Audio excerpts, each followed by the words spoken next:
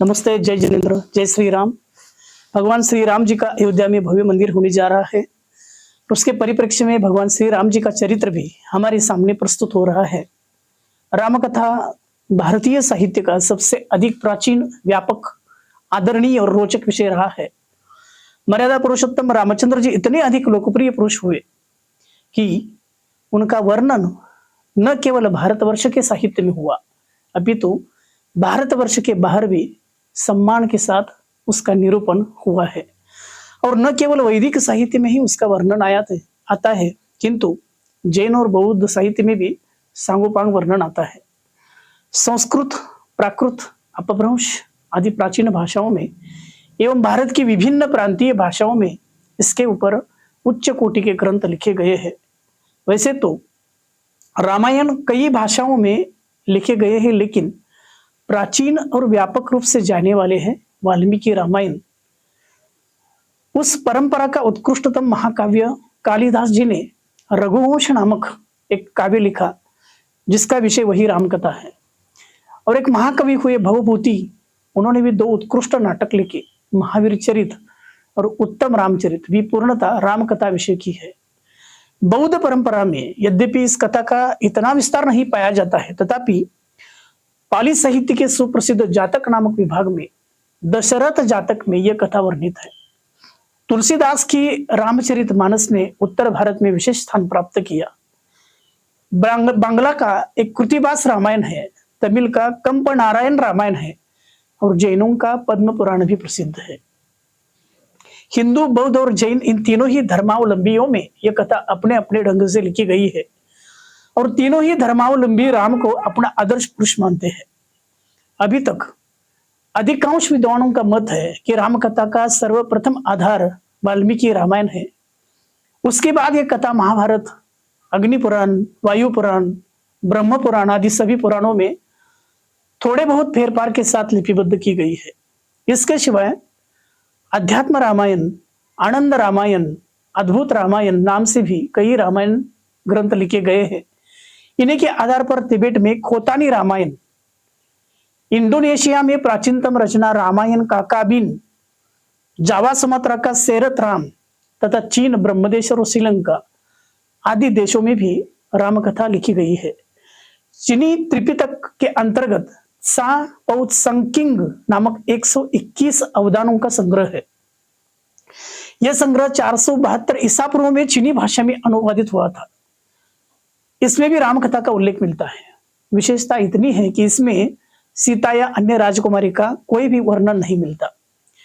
इस प्रकार हिंदी में कम से कम 11, मराठी में 8, बांग्ला में 25, तमिल में 12, तेलुगु में 12, उड़िया में 6, ऐसे पूरे लगभग दुनिया में 300 रामायण प्रसिद्ध है।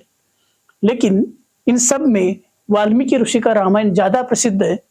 80 के दशक में रामानंद सागर के निर्देशन में पहली बार टीवी पर रामायण दिखाई गई थी, आप सब जानते हैं, वो भी वाल्मीकि रामायण के आधार पर। आज हम इस वीडियो के माध्यम से जैन दर्शन में जो रामकथा आती है उसकी बात रखेंगे और वो कैसे एक अलग और वैशिष्ट्यपूर्ण स्थान रखता है ये भी देखेंगे। रामकथा संबंधी सबसे प्राचीन जैन पुराण संस्कृत में रविशंकृत पद्म पुराण, प्राकृत में विमल सूरी का पहुमचर्यु और अपभ्रंश में स्वयंभूकृत पहुमचर्यु है, इसकी भी चर्चा करेंगे।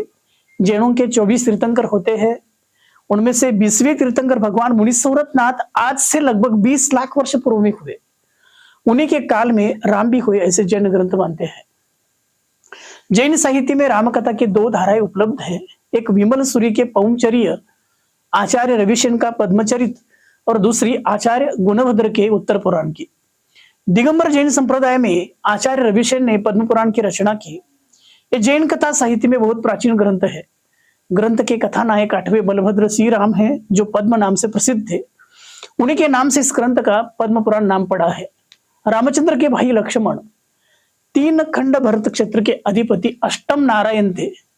भगवान मुनीश्वरनाथ के तीर्थ में इन महानुभाव ने अयोध्या में जन्म लेकर भारत भूमि को अलंकृत किया।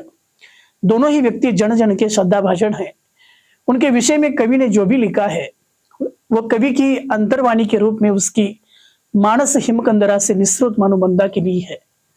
अब वाल्मीकि रामायण में और पद्म पुराण में राम कथा के संबंध में जो मुख्य भेद फर्क दृष्टिगोचर होता है उनसे थोड़ा गौर करेंगे। जैसे कि वाल्मीकि रामायण में, जैसे कि आप सब जानते हैं, बालकांड, अयोध्या कांड, अरण्य कांड, किष्किंधा कांड, सुंदर कांड, युद्ध कांड और उत्तरकांड, ऐसे 7 कांड या अध्यायों में 24,000 श्लोकों में रामायण वर्णित है। वही जैन पद्म पुराण में विद्याधर कांड, वानर वंश वर्णन, राम सीता का जन्म तथा विवाह, वन भ्रमण, सीताहरण और खोज, युद्ध कांड और उत्तर चरित, ऐसे 7 अध्यायों में राम कथा का वर्णन आता है। और विशेषता यह है कि जैन दर्शन के अनुसार 9 नारायण, 9 प्रतिनारायण, 9 बलभद्र होते हैं। उनमें श्री रामचंद्र जी 8वें बलभद्र और लक्ष्मण 8वें नारायण और रावण 8वें प्रतिनारायण थे। जैन रामायण के अनुसार राम ने रावण को नहीं मारा, अपितु लक्ष्मण ने रावण को मारा। हनुमान जी का वाल्मीकि रामायण के सुंदरकांड में वानर के रूप में वर्णन आता है।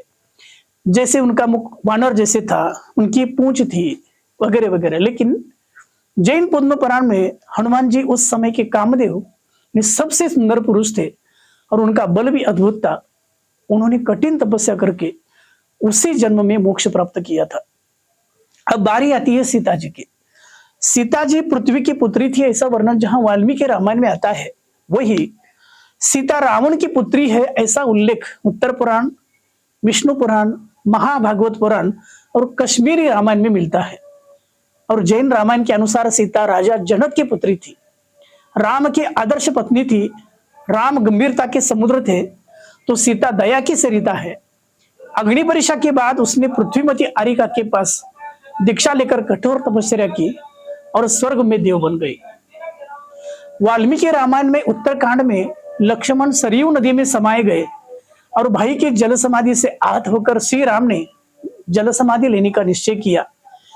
वे सरयू नदी में गए और भगवान विष्णु का अवतार लिया, ऐसा वर्णन आता है।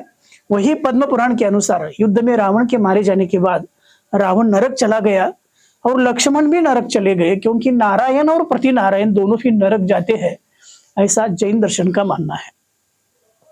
लक्ष्मण और राम जी का स्नेह नैसर्गिक था, अटूट था।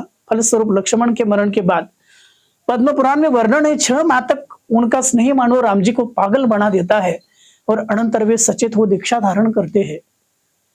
उनके जीवन में कभी भी श्री राम जी ने मद्य, मांस और मधु का सेवन नहीं किया। और यही बात वाल्मीकि रामायण के सुंदरकांड के अध्याय 36 श्लोक 41 में भी स्पष्ट की है। आजकल कुछ लोग राम मांसाहारी थे ऐसा कुछ भी अनाप शनाप बकते हैं। उनको विवेक और अभ्यास के साथ रामायण पढ़ने की जरूरत है। श्री राम ने दिगंबर दीक्षा धारण करने के बाद कठोर तप किया और केवल ज्ञान प्राप्त कर महाराष्ट्र में नासिक जिले में मांगी तुंगी नामक क्षेत्र पर्वत है, उस पर्वत पर मोक्ष प्राप्त किया। हनुमान, नल, नील आदि कितने ही जीव उसी पर्वत से मोक्ष प्राप्त करते हैं। इसी कारण से श्री राम और हनुमान जी को जैन दर्शन में भगवान का दर्जा प्राप्त है। श्री राम के जीवन की प्रत्येक कड़ियां, घटनाएं और उनकी प्रत्येक प्रवृत्तियां मानव मात्र को ऊंचा उठाने वाली है।